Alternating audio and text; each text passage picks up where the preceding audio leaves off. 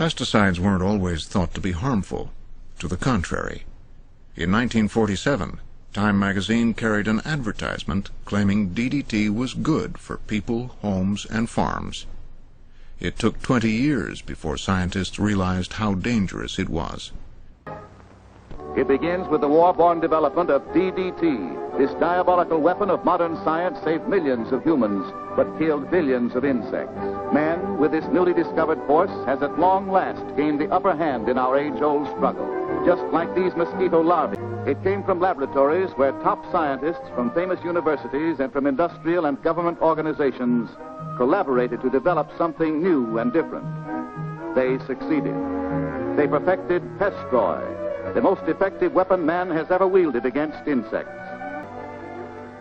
To begin with, this new pest killer is a DDT preparation. We realize what that means. Once a bug comes in contact with DDT, he's lost. All he has to do is just walk on any Pestroy-treated surface. DDT is absorbed through the feet and spreads throughout the insect's entire nervous system. The effect is disastrous. DDT seems to literally drive bugs crazy. But not for long. DDT next paralyzes,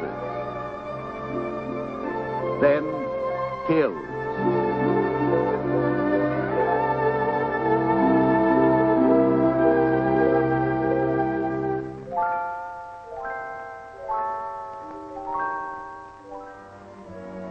In both its forms, powder and liquid, Pestroy means doomsday to us insects. For this new insect destroyer contains a lot of DDT, not just a little. Its DDT content is even higher than government specifications. But the really sure kill feature of this insect killer isn't simply that it contains DDT, it's the way that it makes sure that bugs get the DDT that's in it. The same deadly effectiveness of the liquid form is found in the Pestroy powder. It is so easy to apply because of a new efficient dispenser package. All people have to do is to press the patented top like this. It's a handful of concentrated death.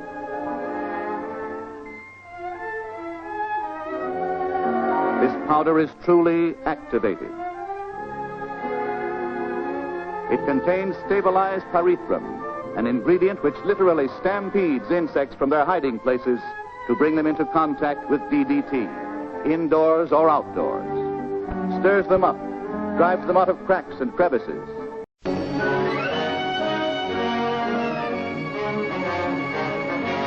With the possibility of a serious infantile paralysis epidemic, health authorities of the city of San Antonio, Texas, attacked the germ carriers throughout the city. With the war-discovered DDT in special sprayers, sections of the city are blanketed with the insecticide in the fight to stop the spread of the dread poliomyelitis. Every suspected spot is sprayed.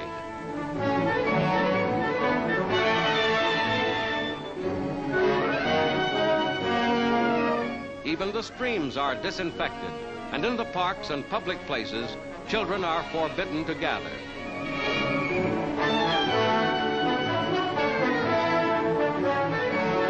Tons of DDT are used in this fight against the dread disease, whose principal target is the young. Again, war has contributed one of its discoveries to save life.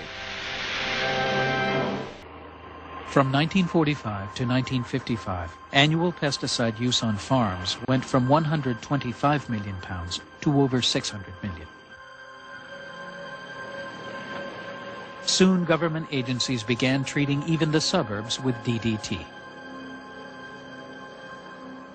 People thought it was a good thing because they got action in solving a problem as they conceived it.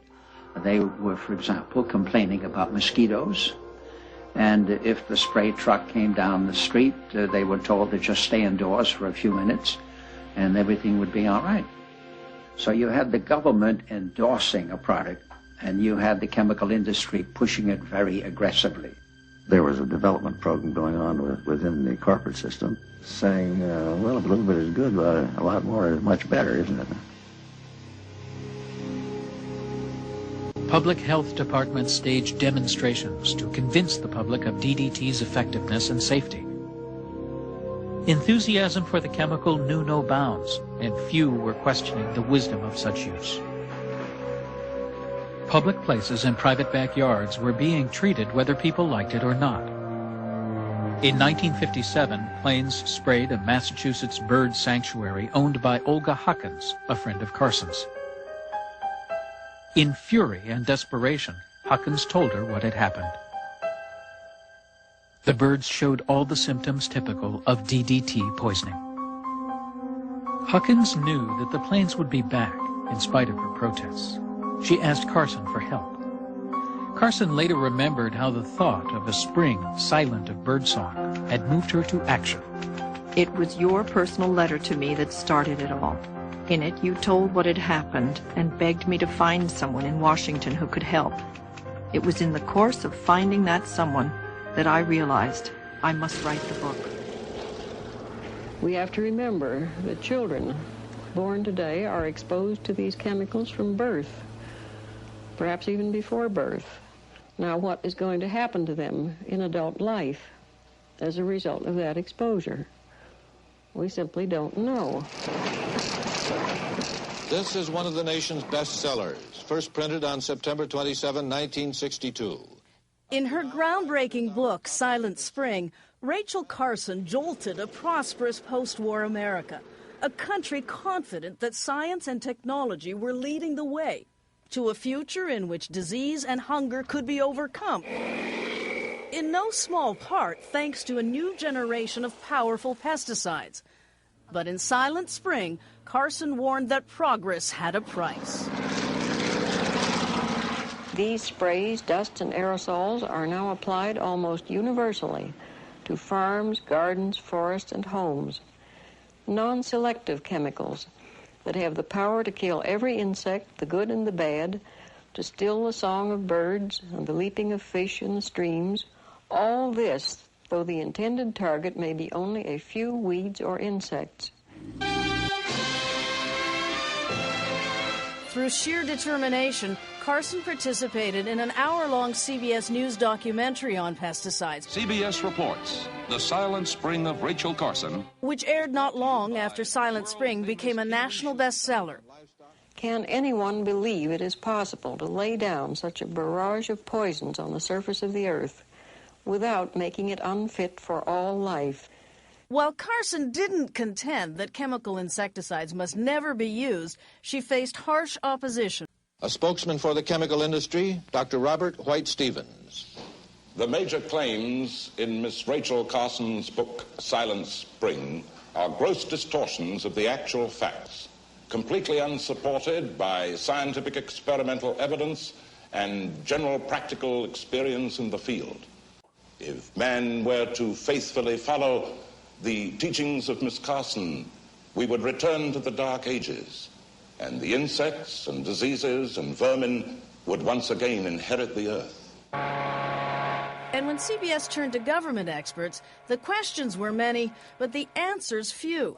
Dr. Paige Nicholson, water pollution expert, Public Health Service. Do you know how long the pesticides persist in the water once they get into it? Not entirely. Do you know the extent to which our groundwater may be contaminated right now by pesticides? We don't know that either, nor do we know if concentration may be occurring in groundwater. There appears to be growing concern among scientists as to the possibility of dangerous long-range side effects from the widespread use of DDT and other pesticides. Have you considered asking the Department of Agriculture or the Public Health Service to take a closer look at this? Yes, and I know that they already are. I think particularly, of course, since Miss Carson's book, but they are. Miss Carson maintains that the balance of nature is a major force in the survival of man, whereas the modern chemist, the modern biologist, the modern scientist believes that man is steadily controlling nature.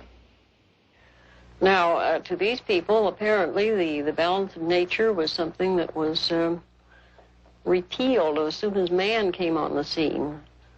Well, you might just as well assume that you could repeal the law of gravity.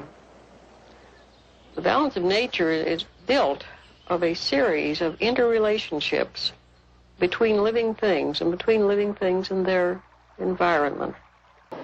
You can't just step in with some brute force and change one thing without changing a good many others. Now, this doesn't mean, of course, that we must never interfere, that we must not attempt to tilt that balance of nature in our favor. But unless we do bring these chemicals under better control, we are certainly headed for disaster. Rachel Carson, author of the landmark book Silent Spring, started a revolution. During the 1950s, when crop dusting planes and insect sprays blanketed plants with DDT, Carson warned of the dangers of chemical pesticides. She warned of science's power to alter nature and called for government action to protect its citizens. Because of her courage, the disaster did not come to pass, and with Carson's words and spirit, the modern environmental movement was born.